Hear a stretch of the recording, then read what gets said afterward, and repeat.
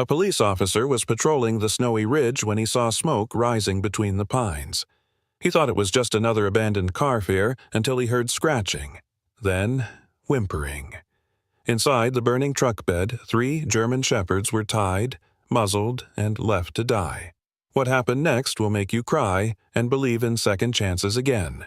Before we start, tell me where you're watching from. Drop your country in the comments. I want to know how far this story of loyalty travels. And if you believe no animal should be abandoned and every life matters, even those with paws, then hit that subscribe button, because what you're about to witness might just change how you see courage forever. Snowpine Ridge, Colorado was buried under white silence. For 3 days, the snow hadn't stopped. It came thick and heavy, like the sky was trying to erase everything underneath. Trees bowed under the weight, creaking like tired bones. The wind howled low through the canyon, sharp and constant, the kind of sound that made people stay inside and lock their doors. But Officer Michael Hayes wasn't most people. At 37, Michael had the build of someone who belonged to the forest broad shoulders, steady eyes, and a face that didn't smile much anymore. His dark brown hair was always neatly cut, but the stubble on his jaw came and went with his mood. He wore a navy parka and black tactical pants, with his badge clipped to the outside, as if daring the world to test him. After 9 years in the Snowpine Ridge Police Department, he knew the mountains better than he knew people. That morning, he was driving slowly along Forest Route 9, where the plow hadn't come yet. His breath fogged the inside of the windshield. The heater in the cruiser hummed weakly, but he didn't notice. He had taken this route on instinct, not because of a call, but because something didn't feel right. And then he saw it, just past mile marker 18. Smoke. A thin column at first, rising straight through the pine trees like a signal no one sent. Michael slowed the cruiser, lowered the window, and inhaled. Rubber. Gasoline. Burning plastic. His pulse jumped. The smoke came from a clearing just off the road. Michael parked on the shoulder and stepped out. The snow swallowed his boots halfway to the knee, crunching beneath him as he pushed forward. The wind bit at his face. The smell got stronger. And then he saw it. An old silver pickup truck, half buried in the snow, flames licking from beneath the hood. The front was crumpled, windshield fractured. But it wasn't just a car fire. There was a sound barely audible over the wind. Scratching. Michael approached cautiously, his hand on the butt of his sidearm. The truck's rear camper shell was fogged and blackened with heat, but when he moved close, he saw movement behind the glass. 3 German shepherds. They were crammed into the truck bed, tied down with old rope and cloth muzzles. One lay completely still, unmoving. The second trembled violently. The third, bigger than the others, pressed himself over both, shielding them with his body. Smoke filled the tiny space, and the dogs didn't bark. They couldn't. Michael's heart slammed into his ribs. He saw it again. Rex, his canine partner from 3 years ago. The barn fire, the screams, the collapse, the silence. No, not again. He ran back to the cruiser, yanked out the tire iron and bolt cutter, then sprinted to the back of the truck. The camper latch was rusted shut. He beat at it with the tire iron until it popped. Smoke and heat blasted him in the face. He choked, coughing, then forced himself inside. The biggest dog, broad-shouldered, fur scorched black at the tips, stared at him calmly.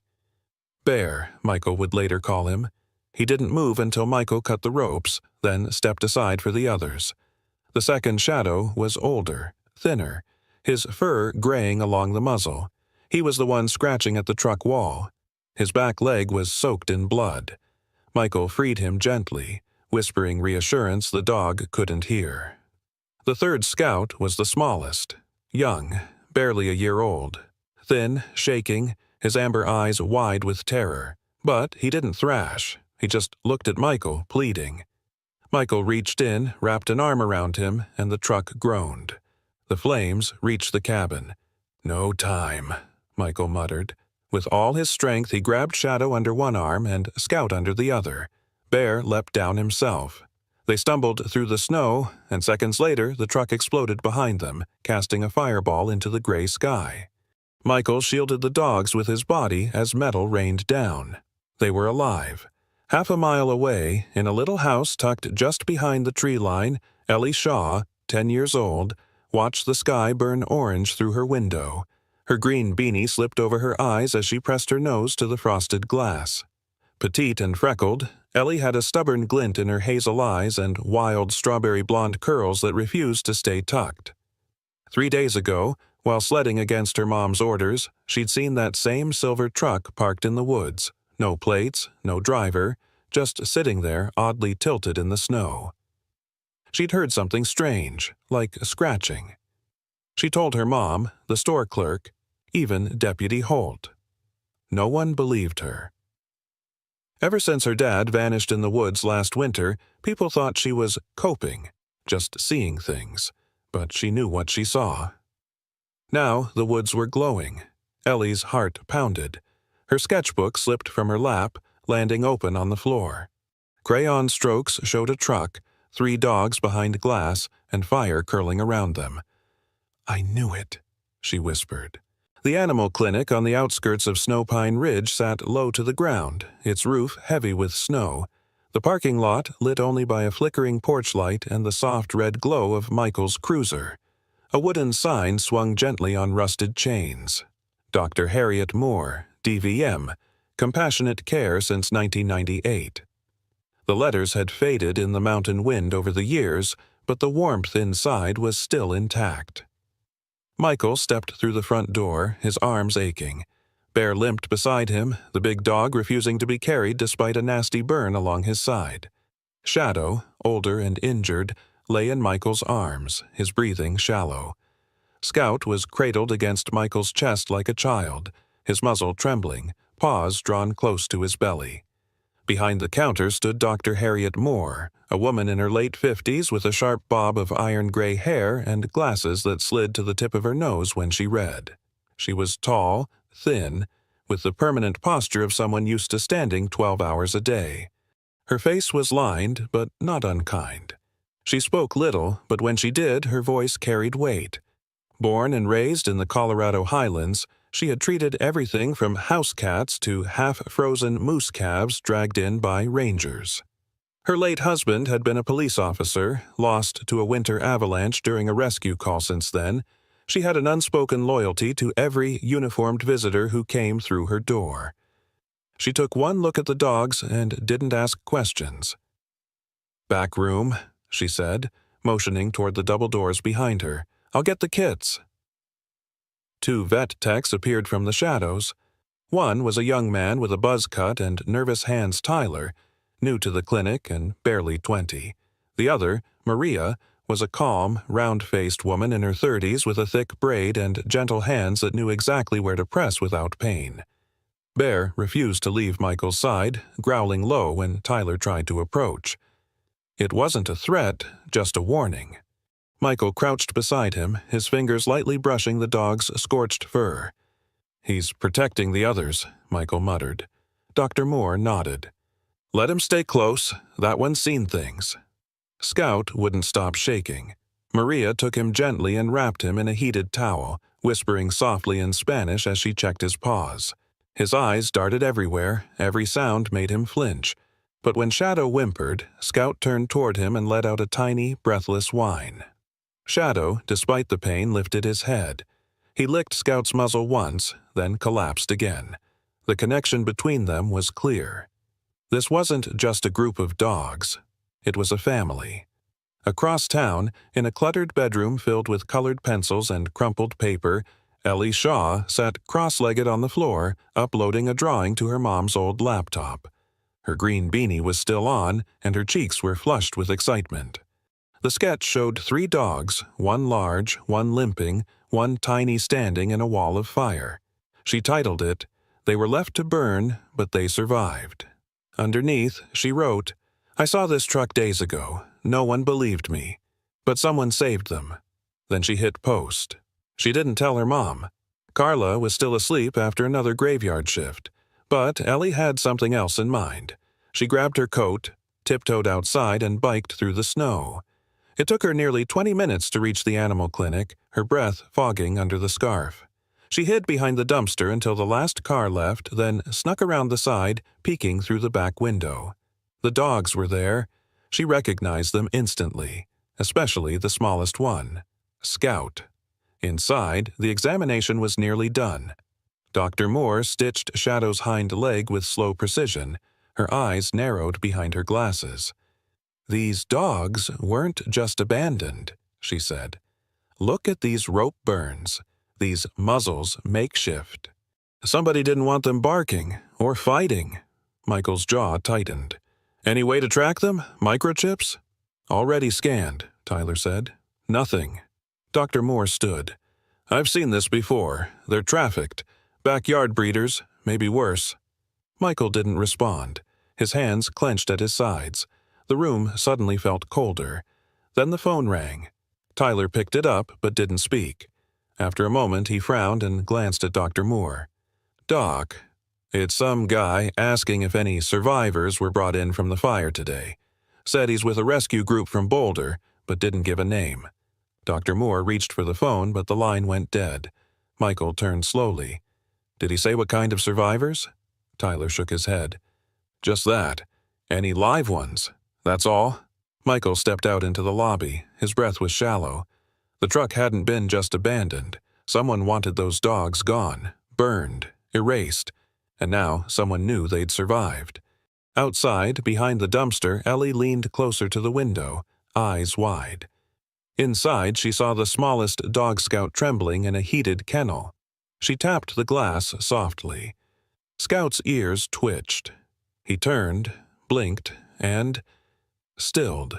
For the first time since the fire, he stopped shaking. His gaze locked with hers. Michael, watching from inside, noticed. He knows her. Dr. Moore nodded slowly. He trusts her voice. Michael stepped closer to Scout's kennel. The dog didn't react to him, but he kept glancing at the window. Michael walked around back and found Ellie huddled in the snow, her cheeks red and eyes wide. "I didn't mean to break in," she said quickly. I had to see them." Michael didn't scold her. He simply crouched beside her. "They remember," he said. "You saw the truck before anyone else." Ellie nodded, suddenly solemn. "I drew it," she whispered, before it even caught fire. The snow had stopped, but the cold remained. Morning sunlight broke weakly over the jagged tree line, spilling pale gold across the icy forest. It was the kind of stillness that only came after a storm, quiet, deceiving, as if nothing bad could ever happen in a place so white, so clean. But Officer Michael Hayes knew better. He stood near the smoldering shell of the silver pickup, its blackened frame half buried in a snowdrift, and felt the unease that had been growing in his chest since the phone call at the clinic. Bear stood to his left, head high, fur rippling in the cold breeze. His side was still wrapped in gauze, but the burn hadn't dulled his instincts. His ears twitched at every sound. Shadow, slower but determined, moved with care over the crusted snow, his bandaged leg dragging slightly. Scout trailed close to Michael's boots, tail low, nose twitching as he sniffed the path they'd walked once in fire. Michael knelt beside the truck's rear axle and dug into the snow. Melted slush had refrozen in jagged sheets, making the search harder. But then his glove caught on something textured, torn. He pulled gently. A burned scrap of what looked like animal hide curled in his hand, dark and brittle. Another piece, lodged deeper in the snow, was cloth-faded blue with frayed edges. He turned it over. Stenciled letters appeared faintly on the fabric. Silver Ridge Labs. His breath caught. He stood, heart hammering. "Silver Ridge," he whispered. It was a name he hadn't heard in years. Silver Ridge Labs was once a registered research facility upstate specializing in veterinary pharmacology. It was shut down 5 years ago after a whistleblower exposed illegal testing practices. Rumors swirled about underground sales, breeding operations, dogs that never made it to adoption lists, but nothing stuck. Michael had helped clear the place during his early years in the force. He remembered the stench. the eyes behind cages. He also remembered who funded it. A private network that never showed up on paperwork. Bear suddenly growled. It was low and guttural, a sound that froze Michael in place. He turned just as the big shepherd stepped forward, nose inches from the snow. He sniffed, then growled again, louder. "What is it?" Michael murmured, stepping closer. Scout darted toward the spot, ears perked. Then he stopped and sniffed with sharp, short bursts. He pawed at the snow once, twice, then unearthed something thin and metallic, a used plastic chemical vial, cracked and half melted. Michael knelt to examine it. "Someone tried to erase evidence," he muttered. Shadow circled the truck bed and paused near a snow-covered log. He tilted his head, sniffed, and looked up toward the slope leading into the dense trees. Then he moved. "Wait," Michael called, but Shadow was already following a scent. Scout followed without hesitation, and Bear brought up the rear, head turning constantly like a guard. Michael followed the trail. It led uphill, winding through narrow paths where fallen branches snapped underfoot. The air was sharp, the snow untouched, until Michael saw them.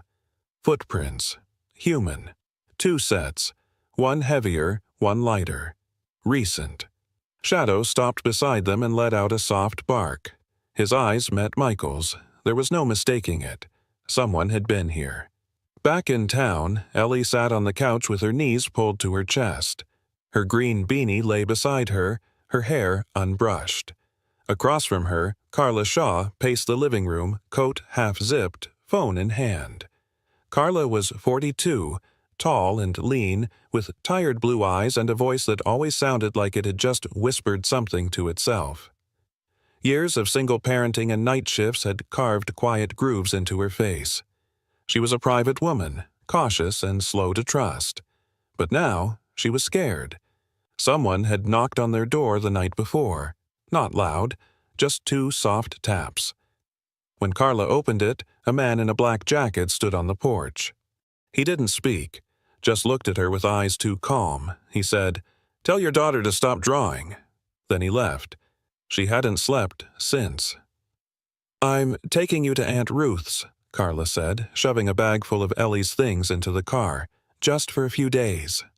Ellie wanted to protest, but the fear in her mother's eyes silenced her. She nodded slowly. As they drove away, Ellie looked back at the house and the woods behind it. At the station, Michael sat across from Captain Ray Donnelly, a man in his early 60s with a stomach hardened by too many late-night coffees and a face that had forgotten how to smile. His gray hair was always combed back tight, and his temper came fast but quiet like thunder before a storm. Donnelly flipped through Michael's report, then set it down without looking up. "You shouldn't have gone back." Michael kept his voice level. "I had to. You're a patrol officer, not narcotics, not vice, and not a detective. You bring dogs in, that's one thing. You start chasing ghosts from shuttered labs, that's another." Michael leaned forward. "Captain, these aren't ghosts. I found chemical vials in the snow, burned cloth from Silver Ridge. And those dogs? They were meant to die." Donnelly finally looked at him. "Then send it up the ladder." "They'll bury it," Michael snapped, "like they did 5 years ago." There was a long pause. Donnelly's jaw worked like he was grinding gravel. Then he said, "Drop it." Michael stood slowly. "Not this time." He walked out before Donnelly could respond. The forest had changed. What was once a white silence now held an edge, like something unseen was breathing just beneath the trees. The snow was softer here, deeper, muffling each step as Officer Michael Hayes made his way through the dense pine with the 3 German shepherds flanking him. The morning sun filtered through the canopy in thin strips of pale light. Scout walked ahead with ears perked. Bear stayed at Michael's side like a shadow, and Shadow limping but steady watched their rear. They had been following the trail for hours, guided by the faint scent on the wind and the weight of everything unsaid. Michael's gloved hand rested on the grip of his sidearm. The further they went, the stronger his gut twisted. According to the satellite map, the structure should be just ahead, an old supply depot, long since abandoned after the forestry company pulled out of Snow Pine Ridge nearly a decade ago. The trees opened into a shallow hollow. There, squatting like a relic from another time, was a weather-worn metal building, its walls rusted, roof partially collapsed, the door hanging crooked on one hinge. This was it. Michael paused, signaling the dogs to stop. Bear sat without a sound, eyes locked on the structure. Scout sniffed the air and let out a low whine. Shadow lowered his body slightly, like preparing to spring. Michael approached the door slowly. The handle was cold and crusted with ice. He pushed it open. Inside, the air stank. The smell hit him like a wave urine, rust, and something chemical that curled at the edge of his memory. Light filtered through a broken skylight, illuminating row after row of empty metal crates stacked along the walls. Most were broken or bent. Some still had old collars inside, others had scratch marks and dried stains. There were syringes scattered on the floor and shattered glass near what looked like a counter. In the far corner, an overturned table and several crushed plastic tubs lay in a pile, as if someone had left in a hurry. Michael moved carefully, stepping over tangled wires and empty IV bags. He raised his phone and began taking pictures, zooming in on a faded logo on one of the crates, Silver Ridge. He crouched to photograph the shattered syringe when Scout began barking. Michael froze. The bark wasn't loud, but sharp, rhythmic. Scout stood at the center of the room, his nose pointed to the ceiling. Michael followed the line of sight just in time to see a glint of movement above the rafters. He rolled sideways as the first man dropped from the ceiling, landing where he had stood seconds before. The man wore a black ski mask and held a baton in one hand. Bear roared. The second man came from behind a stack of crates, a knife flashing in the light. Bear launched at him before Michael could react, his body a wall of muscle and momentum. The two crashed into a row of cages that collapsed with a metallic scream. Shadow threw himself sideways, intercepting the third attacker, this one wielding a crowbar and aiming for Michael's back. The old dog took the hit across his ribs, but held his ground, snarling, blocking the path. Michael ducked low and kicked the first attacker in the knee. The man stumbled. Michael tackled him, slammed his fist into the side of his mask, then disarmed the baton and struck once, twice, until the man went still. Scout's barking didn't stop. It grew louder. "Roof!" Michael shouted, remembering the first glint. Someone else was up there. He rolled behind the crates as a shot rang out, splintering wood above his head. The fourth man hadn't entered yet. He was covering from above. Michael reached for the radio at his belt, but there was only static. They had likely jammed the signal. Bear pinned the man with the knife, pressing him into the floor with one paw while snarling inches from his face. Shadow backed toward the door, nudging it open slightly with his hindquarters, still guarding. Scout, the smallest but most alert, kept barking and running small circles under the roof, tracing the movements of the gunmen overhead. A sharp whistle echoed from outside the attacker's retreat signal. The man on the roof disappeared. The man with the knife scrambled to his feet when Bear hesitated, but by then Michael was already up, baton in hand, swinging hard.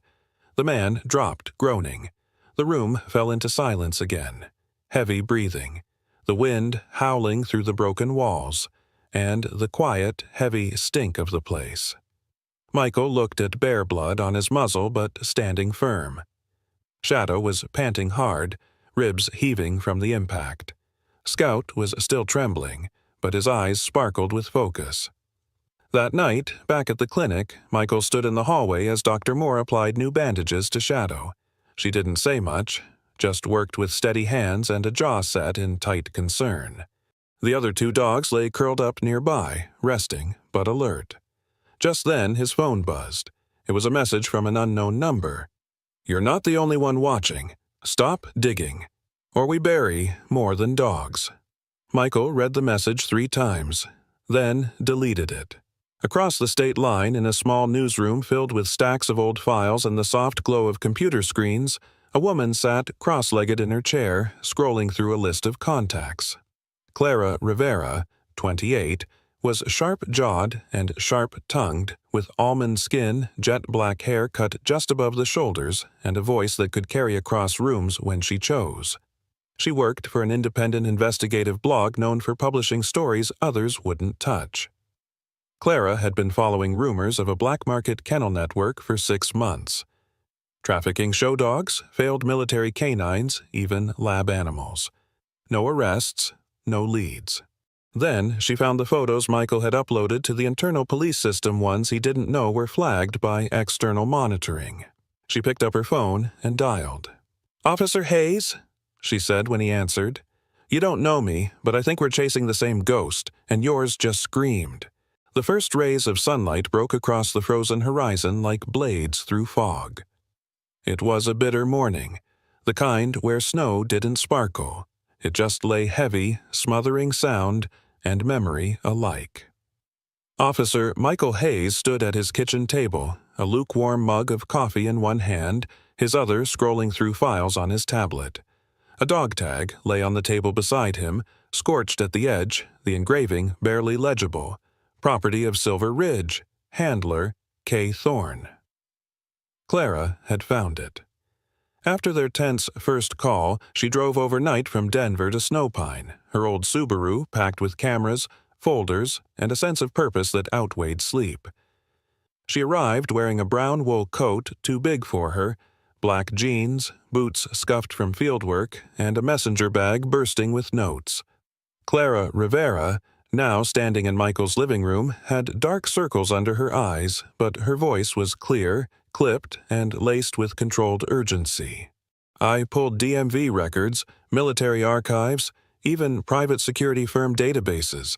The truck you found? Registered 15 years ago to a Kyle Thorne, listed as deceased during a mission in Niger, but there's no death certificate, no body, and he was never buried." Michael's brow furrowed. So either someone's using his name, or he never died. He resurfaced 2 years ago on a private contractor list under a false ID, then vanished again. Every time a kennel operation goes up in smoke, I find his scent nearby, just out of reach. Michael leaned against the counter, the tag turning slowly between his fingers. "I saw men trained to kill, coordinated, controlled. That wasn't random cruelty. That was cleanup. Which makes you a loose end," Clara added. Outside the frosted window, Bear and Scout played in the snow-dusted yard. Bear's thick coat rippled as he pushed Scout into a snowbank with his head, a low, playful growl vibrating through the morning. Scout bounced back, tail wagging, his wounds healing faster than expected. Shadow was inside, still recovering from his ribs being bruised in the warehouse fight, but when Michael called his name, there was no answer. He frowned. "Shadow!" he called again, louder. No sound. He checked every room. The back door had been left ajar. Michael's heart dropped. Shadow was gone. The forest behind the cabin stretched endlessly, quiet as a breath held too long. Bear picked up the scent before Michael finished putting on his boots. The large shepherd circled the back steps, nose low, then let out a deep, warning growl. Clara followed close behind, pulling a compact flashlight from her coat.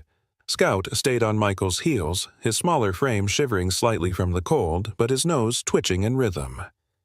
They moved fast down the slope, across the frozen stream, past the line of birches that marked the start of the old trail system.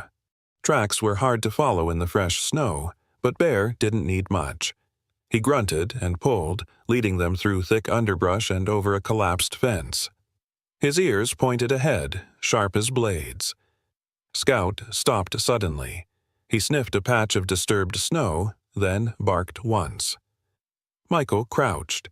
In the powder, there was a tiny splash of red blood. Not much, but enough to quicken his breath. Clara snapped a photo, her hands surprisingly steady. "He's not far. This wasn't meant to kill. They want him alive." "They're baiting us," Michael said under his breath, but they pressed forward. An hour later, they found the clearing.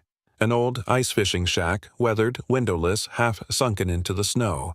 One padlock hung from the front. Inside, they could hear breathing. Barely. Michael raised his weapon, motioned for Clara to stay back, and Bear moved into position beside the door. With one swing of the baton, the lock snapped. Inside, Shadow lay curled in the corner, rope around his front legs. a cloth muzzle twisted into his mouth. He lifted his head weakly, tail thumping once. Michael dropped to his knees, cutting the bindings. "I got you, buddy," he whispered. Scout rushed forward, licking Shadow's ear, while Bear stood in the doorway, blocking the light like a guardian. That evening, Ellie Shaw stepped through the clinic door again. She had returned from her aunt's against her mother's wishes, unable to shake the gnawing feeling in her chest. Her fingers clenched her phone tightly. On the screen was an image posted anonymously to a shadowy dog auction site, a blurry photo of Shadow, bruised and tied, with the words, "Not suitable for fighting, still sellable." Ellie's jaw trembled. "They put him online," she whispered to Dr. Moore. The vet looked at her with sadness and steel in her eyes. "They're not just selling dogs. They're laundering experiments." Later that night, as Clara organized her photos and Michael reviewed his notes, an email arrived in Clara's inbox. No sender, no subject, just a single file attached. Surveillance footage. Low-res, grainy, time-stamped from 2 nights ago. It showed a man approaching Michael's back door, broad shoulders, balding, a long scar down his jaw. Kyle Thorne. Alive. The forest at night was a different world, a kingdom of frost and shadows, where sound moved slowly and time seemed to hold its breath. Snow whispered beneath boots and paws, and the trees swayed like ancient sentinels watching over secrets no one wanted uncovered. Officer Michael Hayes moved quietly through that darkness. Breath ragged in the freezing air, the cut on his forehead leaking a thin line of warmth that froze too quickly to matter. He gripped his flashlight in one hand, the other curled around the grip of his sidearm. He was bleeding, limping, and alone, except for the 2 German shepherds at his side. Bear trotted just ahead, head low, tail rigid with tension. The big dog's thick coat was dusted with fresh snow, and one ear twitched at every faint crunch in the woods. Scout, smaller but no less determined, stuck close to Michael's heels, his body vibrating with purpose. The little dog had followed Shadow's scent across nearly 3 miles of frozen forest, weaving through old trails and abandoned hunting camps until they came to this place, a secluded cabin deep in the hills, nearly invisible beneath the snow. It stood crooked, half sunk into the slope of a hill, its roof sagging under ice, the windows blacked out from inside. Smoke rose from a rusted chimney barely visible, but there. Someone was home. Michael crouched behind a fallen log and surveyed the building. No vehicle, no tire tracks, just one set of boot prints leading to the back door and none leading away. Inside, Shadow was waiting. He took a breath, raised the radio to his lips, and whispered, "This is Hayes, approaching target cabin. Stand by for signal." But there was only static. He'd known the signal wouldn't reach this far, but protocol gave him something to hold on to. Scout let out a low whine. Michael nodded once and stood.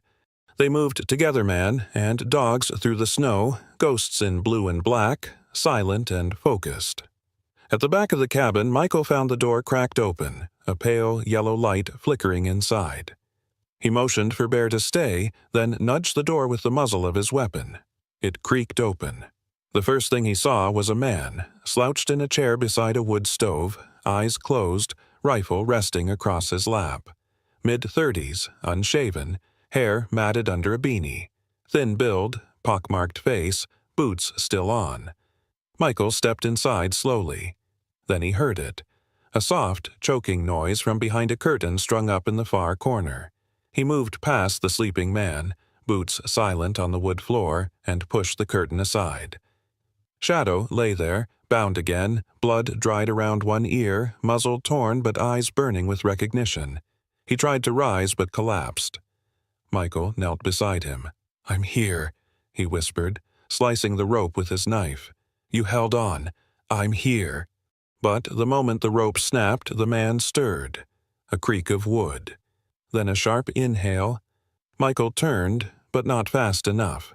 The butt of the rifle smashed into the side of his face, sending him sprawling.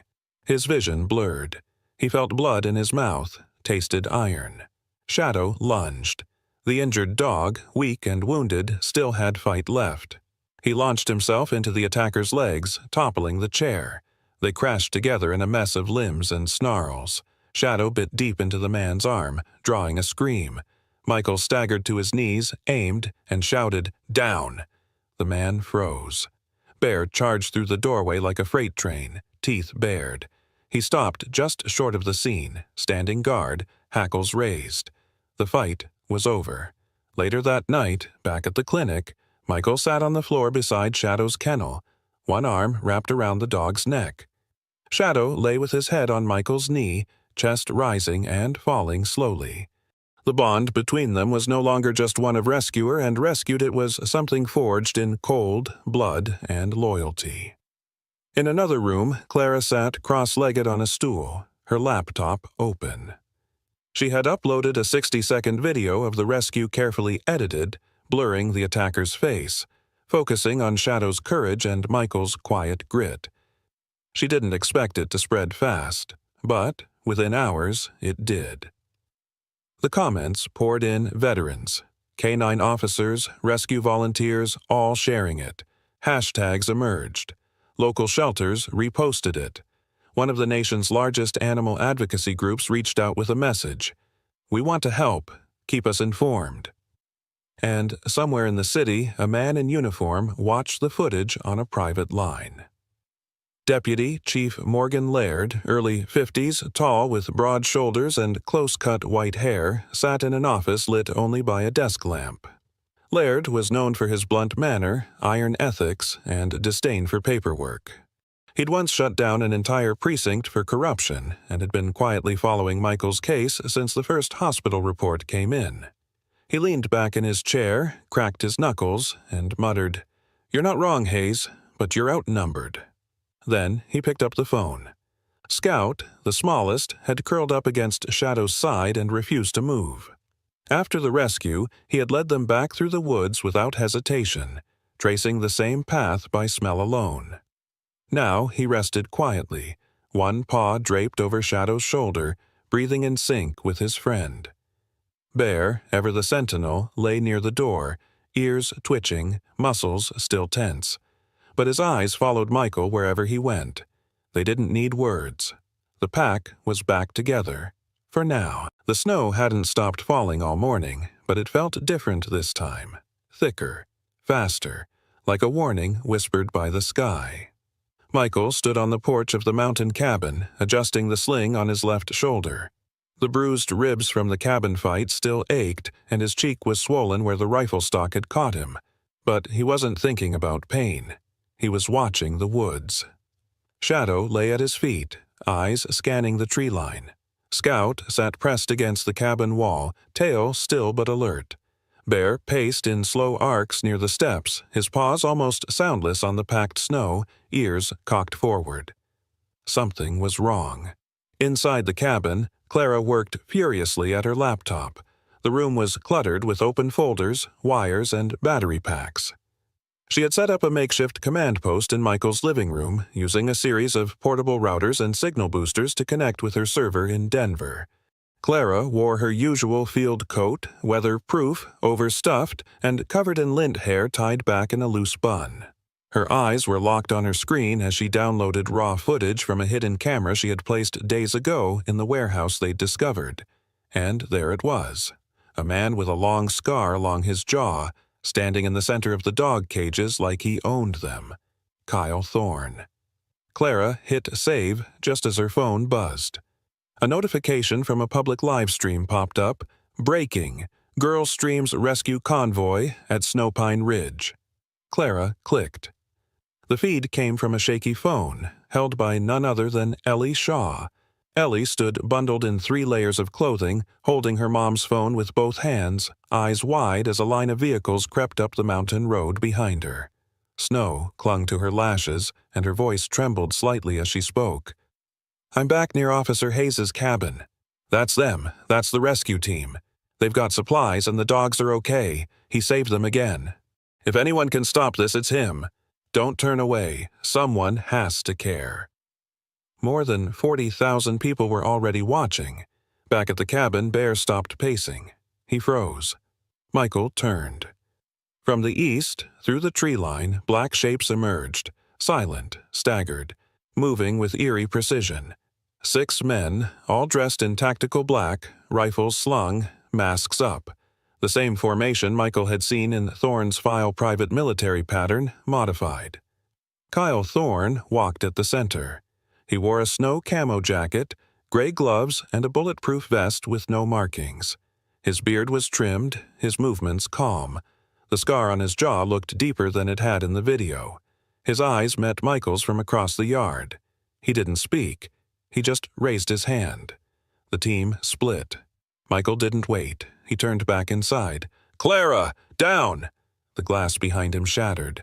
A bullet tore through the doorway, missing by inches. Clara dropped to the floor, clutching her laptop. Scout bolted into the back room. Bear growled and launched through the broken door.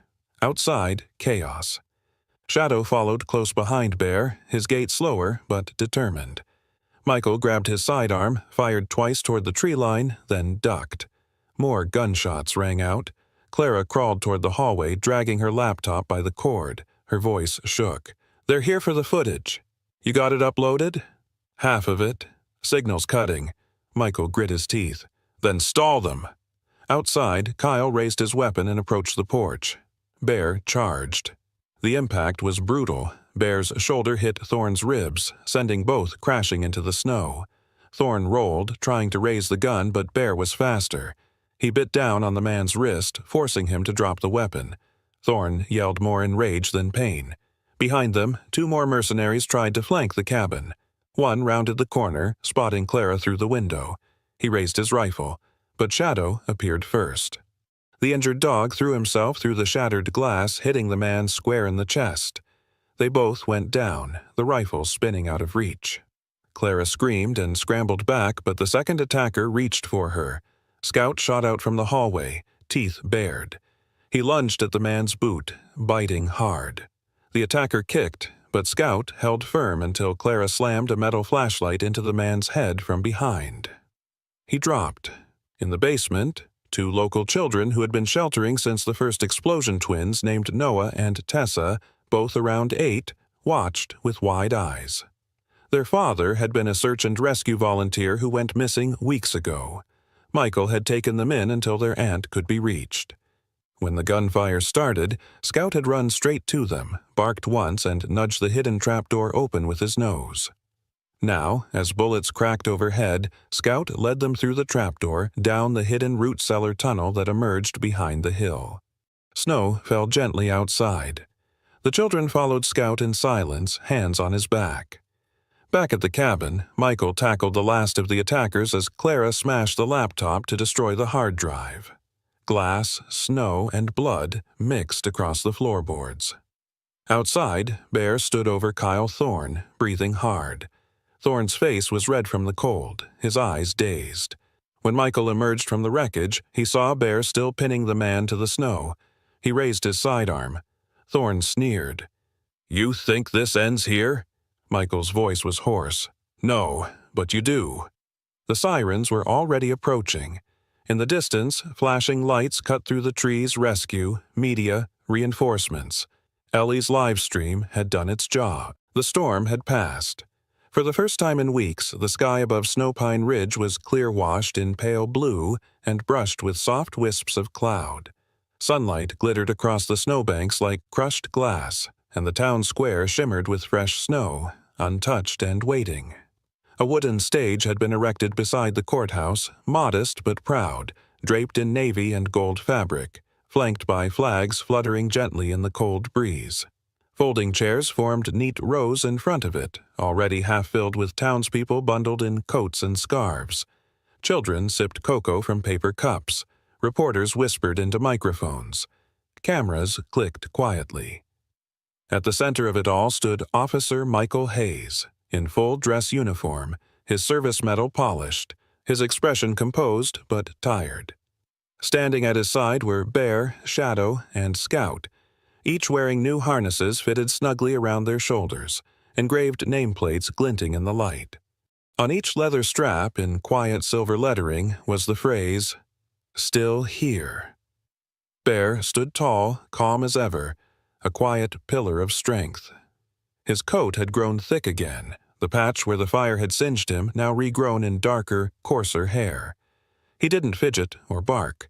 He simply scanned the crowd with soft brown eyes, ever vigilant. Shadow, older and stiff in one hind leg, sat just behind Michael. His gaze was steady, focused. He had seen war and returned. A fresh K-9 department tag hung from his collar beside a small brass whistle that only Michael carried. Scout, younger and full of energy, bounced lightly on his paws beside Ellie Shaw, who stood near the front row. She wore a gray pea coat and green beanie, the same one from the first day. Her cheeks were flushed, and her gloved hand held tightly to Scout's leash. The little shepherd leaned against her, tail thumping with quiet rhythm. At the far end of the stage, Mayor Evelyn Cranford stepped up to the microphone. In her early 60s, Evelyn was tall, broad-shouldered, with a head of silver curls that she never dyed, and a voice like cracked oak firm, weathered but deeply rooted in compassion. Her red wool coat made her stand out like a cardinal against the snow. She cleared her throat. There are moments in a town's history that we mark with celebration, and then there are moments we mark with memory. What happened in Snowpine these past few weeks is not just a story of law enforcement, or animals, or even survival. It's a story of courage, of loyalty, of refusal to disappear. She looked down at the dogs.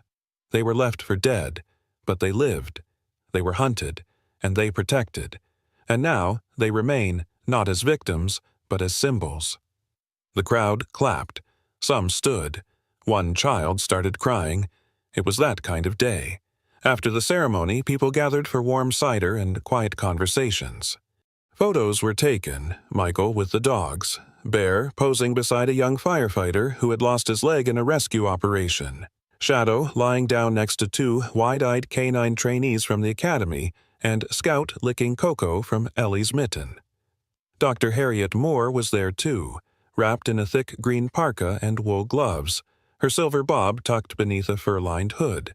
She stood quietly off to the side, sipping cider, watching Bear guide an anxious veteran toward a bench to sit. Her smile was faint, but real. Later that afternoon, Clara Rivera sat cross-legged on the carpeted floor of her Denver apartment, finalizing the last sentence of the article she'd been working on for days. Her apartment was small walls covered in newspaper clippings and maps, string connecting pins from city to city. A rescued orange tabby named Toast lay draped across her shoulders like a scarf, purring. Clara was dressed in a hoodie and sweatpants, hair in a messy bun, the remnants of a microwaved burrito on the table. She clicked the Publish button. Title: They didn't just save lives, they saved us from ourselves. Subtitle: It wasn't the officer who found them. It was the dogs who reminded us who we are. Within an hour, it went viral. The next day, Michael filed adoption papers. Officially, Bear and Scout became registered members of the Hayes household. Shadow, after brief rehab and a vet evaluation, returned to the regional K-9 training center in Bozeman, this time not as a student, but as a mentor dog, helping train nervous recruits with the calm steadiness only survivors carried. Bear found new purpose, too. He was invited twice a week to the Snowpine Fire Department to work as a therapy dog, comforting rescue workers suffering PTSD after a recent avalanche mission. The big shepherd never barked. He just sat there beside them, sometimes placing his paw gently on a knee. Scout, on the other hand, became a part of daily life with Michael and Ellie. He waited at the bus stop every morning. He slept under Ellie's bed every night. He even learned to bring her sketchbook when she forgot it in the morning rush. The final scene unfolded on the same courthouse steps as the ceremony.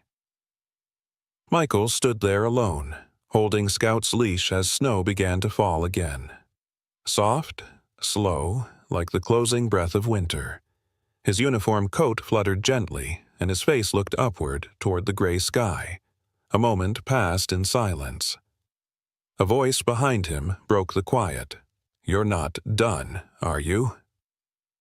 It was Deputy Chief Morgan Laird, dressed in civilian clothes, thick scarf around his neck, hands in the pockets of a long overcoat. He looked every bit the war-weathered officer who'd seen too much and still fought anyway. Michael shook his head slowly. "No, sir, not yet." Laird gave a single nod. "Good." And then he turned, leaving nothing more than boot prints in fresh snow. Michael looked down at Scout. The little dog wagged his tail once, then sat. Still here. Sometimes God doesn't send angels with wings. Sometimes he sends 3 dogs out of a burning truck, a little girl brave enough to speak the truth, and a police officer who refuses to give up no matter how cold the trail gets. This story reminds us that miracles don't always arrive with thunder and light. They often come in paw prints, quiet barks, and the loyalty that refuses to fade. In your own life, maybe the storm hasn't passed yet. Maybe you're still searching through the snow, but remember, even in the darkest forest, God sees you. He is still working. He is still here. If this story touched your heart, please share it with someone who needs hope. Comment Amen if you believe that God still works through love and loyalty. Subscribe to our channel to see more stories that restore faith in humanity. May God bless and protect everyone who reads this message. You're not alone. You're still here.